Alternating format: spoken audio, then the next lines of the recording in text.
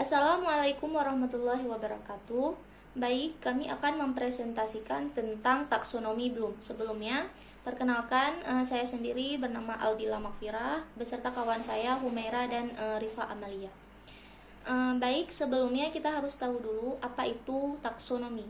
Taksonomi ini berasal dari bahasa Yunani, taksis dan nomos. Taksis ini berarti pengaturan atau divisi dan nomos berarti hukum.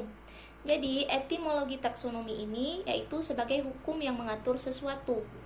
Dapat kita artikan yaitu pengelompokan berdasarkan tingkatan tertentu. Taksonomi Bloom telah mempengaruhi pendidikan baik secara langsung maupun tidak langsung dalam pengembangan kurikulum, desain pembelajaran dan pendidikan guru. Terbukti handbook atau taksonomi Bloom ini beserta contoh-contohnya di tengah-tengah di dalamnya. Kerap kali diikuti banyak sekali buku teks tentang pengukuran, kurikulum, pendidikan guru. Nah, jadi taksonomi Bloom ini memiliki 3 ranah diantaranya. Yang pertama ada ranah kognitif, yaitu di mana mencakup ingatan atau pengenalan terhadap fakta-fakta tertentu. Pola-pola prosedural, konsep-konsep yang memungkinkan berkembangnya kemampuan atau skill intelektual. Kemudian yang kedua ada ranah efektif, di mana ranah ini berkaitan dengan pengembangan perasaan, sikap, nilai, emosi. Yang ketiga ranah psikomotor, di mana ranah ini berkaitan dengan kegiatan manipulatif atau keterampilan motorik. Nah, jadi kemudian selanjutnya saya akan membahas tentang perubahan taksonomi. Taksonomi Bloom ranah kognitif sebelumnya direvisi mencakup tentang 6 hal. Nah, 6 klasifikasi ini tercakup. Yang pertamanya ada pengetahuan yang menekankan pada mengingat, apakah dengan mengungkapkan atau mengenal kembali suatu yang telah pernah dipelajari atau disimpan dalam ingatan. Bagian ini berisi kemampuan untuk mengenali dan mengingat peristilahan, defisi, fakta-fakta, gagasan, pola, urutan, metodologi, prinsip, dasar, gagasan, dan sebagainya. Yang kemudian ada pemahaman comprehension yang menekankan pada pengubahan informasi ke bentuk yang lebih mudah dipahami. Contoh untuk klasifikasi ini adalah peserta didik dituntut bisa memahami apa yang diuraikan dalam gambar, piramida penduduk, tabel, atau diagram pertumbuhan penduduk. Kemudian yang ketiga mengaplikasi, atau di sini yaitu hasil belajar menggunakan abstraksi pada situasi tertentu yang konkret. Tekanannya untuk memecahkan suatu masalah. Di tingkat ini, seseorang atau peserta didik itu memiliki kemampuan untuk menerapkan gagasan, prosedur, metode, rumus, teori, dan sebagainya dalam proses pembelajaran. Nah, yang terakhir ini ada analisis, di mana hasil belajar yang diperoleh pada klasifikasi yang lebih rinci sehingga dikenali fungsinya, kaitannya lebih besar, serta organisasi keseluruhan bagi peserta didik diharapkan untuk mampu menganalisis informasi yang diterima dan membagi-bagi informasi ke dalam bagian yang lebih kecil untuk mengenali pola informasi tersebut atau koreksinya. Misalkan contohnya pada level ini peserta didik diarahkan untuk mampu memilah-milah penyebab ledakan penduduk beberapa daerah di Indonesia, membanding-bandingkan faktor penyebab ledakan penduduk di beberapa daerah, dan menggolongkan setiap penyebab karakteristiknya. Nah, jadi selanjutnya ada sintesis. Hasil belajar dari klasifikasi sintesis ini yaitu menyatukan bagian-bagian untuk membentuk suatu kesatuan yang unik. Peserta didik di tingkat ini mampu menjelaskan struktur pola sebagai skenario yang sebelumnya tidak terlihat. Jadi sebelumnya mampu mengenali informasi yang harus didapat untuk menghasilkan solusi yang dibutuhkan. Nah, yang terakhir ini yang paling penting adalah evaluasi. Hasil yang diperoleh yaitu pertimbangan-pertimbangan. Baik, saya rasa cukup di sini yang bisa saya sampaikan. Selanjutnya urutan taksonomi akan dijelaskan oleh kawan saya. Terima kasih. Baik, saya Humaira ingin melanjutkan presentasi atau penjelasan dari kelas saya. Jadi taksonomi itu mengenai tentang taksonomi Bloom. Baik, saya akan melanjutkan penjelasan dari taksonomi Bloom, yang dimana urutan taksonomi ini revisinya urutan taksonomi yang mengalami perubahan, yaitu letak evaluasi dan sintesa serta penggantian nama komprehensi menjadi memahami dan sintesa menjadi mencipta. Nah, jadi bagian ini perubahan urutan kategori dalam taksonomi Bloom didasari oleh kerangka berpikir revisi adalah hierarki dalam pengertian tersebut bahwa 6 kategori pokok pada dimensi proses kognitif disusun secara berurutan, yaitu dari tingkatan kompleksitas yang rendah ke yang tinggi. Nah, sementara itu, kategori ini pada skema Yaksinya diklaim sebagai sebuah hierarki. Nah, selanjutnya ringkasan perubahan struktural dari kerangka pikir asli ke revisinya, yaitu ada beberapa, yaitu pengetahuan, komprehensi, aplikasi, analisis, sintesis, dan evaluasi. Nah, di sini pengetahuan dibagi dua, yaitu komponen kata benda dan komponen kata kerja. Jadi komponen kata benda ini dibagi lagi, yaitu menjadi dimensi tersendiri. Kemudian komponen kata kerja, yaitu dengan cara mengingat, yaitu komprehensif secara memahami, aplikasi yaitu secara mengaplikasikan, dan analisis secara menganalisis, dan sintesis dengan cara mencipta, dan evaluasi itu dengan. Nah, baik, selanjutnya saya akan menjelaskan penguasaan kategori yang lebih kompleks. Dalam skema aslinya mensyaratkan penguasaan semua kategori di bawahnya yang kurang kompleks. Nah, di sini taksonomi ini revisi komprehensif, yaitu pemahaman berganti nama menjadi memahami karena salah satu kriteria untuk jadi dalam taksonomi revisi kategori bisa diubah menjadi mencipta karena melibatkan proses penyusunan elemen-elemen jadi sebuah keseluruhan yang koheren atau fungsional, yaitu dengan mentujuankan yang diklasifikasikan. Dalam mencipta untuk meminta siswa membuat sebuah produk baru dengan mengorganisasi sejumlah elemen atau bagian jadi satu pola atau struktur yang tidak pernah ada sebelumnya.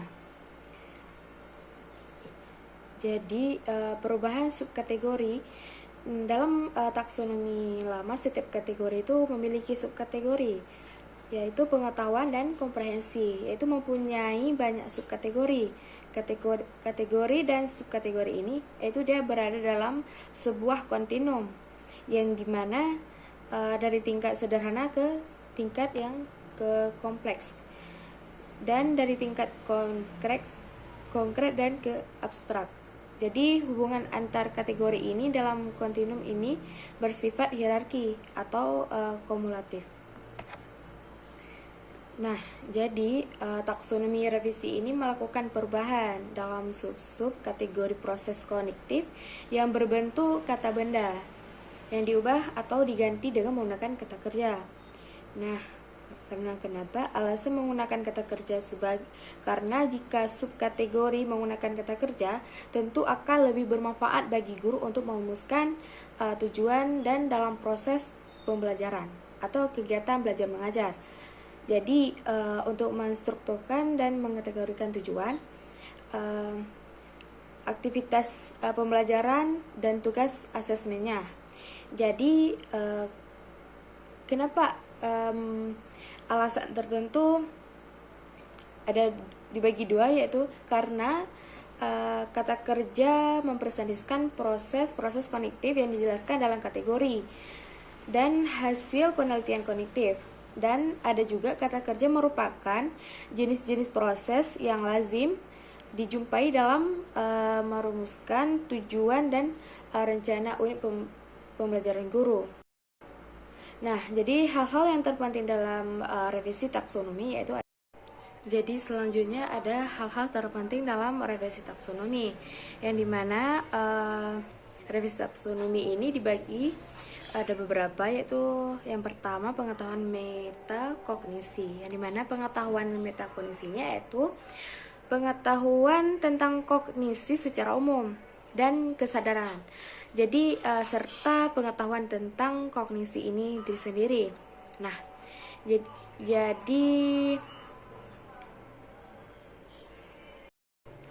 jadi metakognisi ini adalah suatu istilah yang berkaitan dengan apa yang diketahui seseorang tentang individu yang belajar dan bagaimana dia mengontrol serta menyesuaikan perilakunya.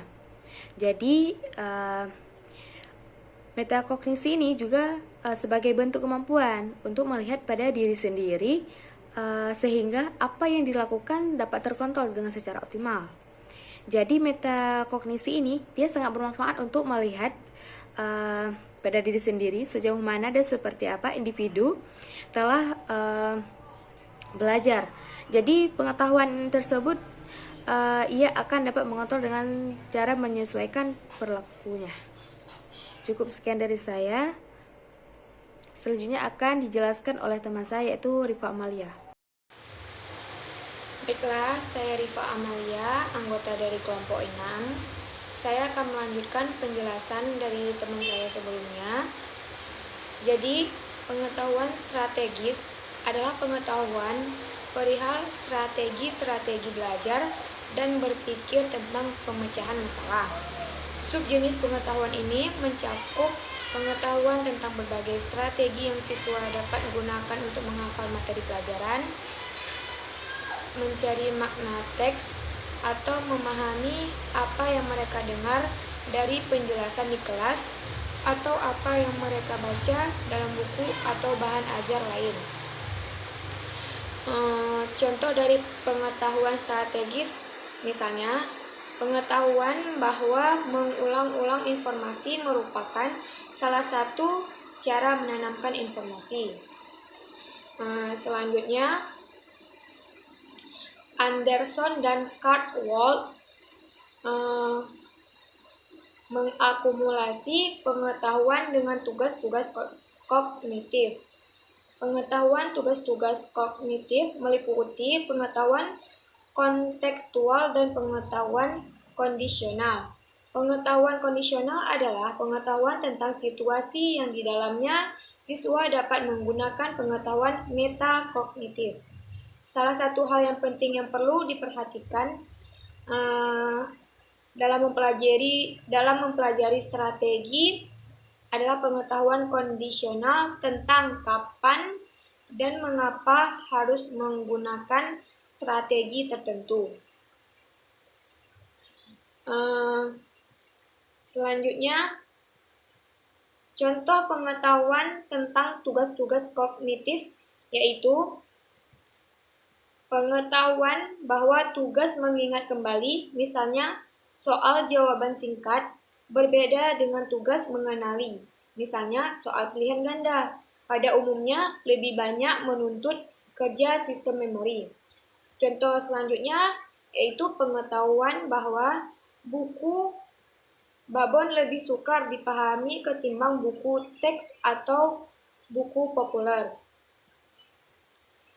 Selanjutnya, Anderson dan Cartwright mengemukakan selain pengetahuan strategis dan pengetahuan dengan tugas-tugas kognitif, juga pengetahuan diri sebagai komponen penting dari metakognisi. Menurutnya, pengetahuan diri mencakup pengetahuan tentang kekuatan dan kelemahan diri sendiri dalam kaitannya dengan kognisi dan belajar.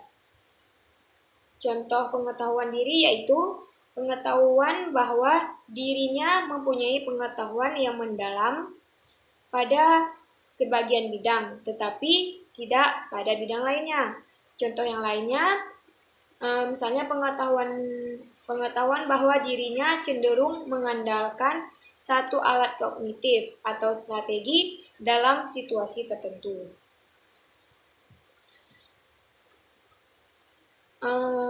Strategi-strategi metakognisi akan menolong untuk menjadi lebih efisien dan lebih berkekuatan dalam belajar karena strategi-strategi tersebut menolong untuk menemukan informasi, menilai kapan perlu tambahan sumber daya, dan mengerti kapan harus menerapkan pendekatan yang berbeda terhadap suatu masalah. Selanjutnya, taksonomi, revisi, dan belajar bermakna. Anderson dan Cartwright membagi ke dalam 3 skenario belajar. Skenario yang pertama adalah tidak ada aktivitas belajar atau tiada aktivitas belajar yang diinginkan. Skenario yang kedua ialah belajar menghafal atau rote learning, dan skenario ketiga adalah belajar yang bermakna, meaningful learning. Pada bagian ini, perhatian diarahkan pada bagaimana tabel taksonomi mendorong terjadinya belajar bermakna yang merupakan salah satu dari 3 skenario belajar. Anderson dan Cartwright juga mengemukakan bagaimana guru dapat menggunakan tabel taksonomi.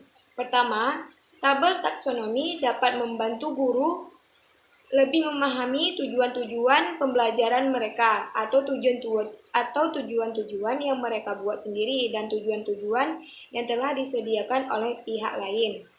Yang kedua, dengan pemahaman yang lebih utuh perihal tujuan-tujuan pembelajaran mereka, guru dapat menggunakan tabel taksonomi untuk membuat keputusan-keputusan yang lebih bagus mengenai mengajar dan mengakses siswa dalam rangka tujuan-tujuan pembelajaran itu.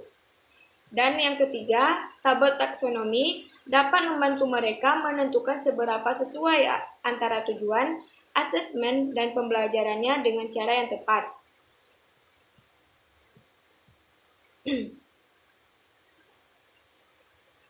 Selain menolong bagi guru yang mengajar, tabel taksonomi juga membantu siswa untuk memperoleh hasil belajar tidak semata pada hasil belajar mengingat dan memahami pengetahuan konseptual, melainkan hingga hasil belajar mengevaluasi dan memahami pengetahuan metakognitif, mengevaluasi pengetahuan konseptual, dan menciptakan pengetahuan prosedural. Baiklah, sekian dari kelompok kami. Kami mohon maaf jika ada kekurangan dan kesalahan. Wassalamualaikum warahmatullahi wabarakatuh.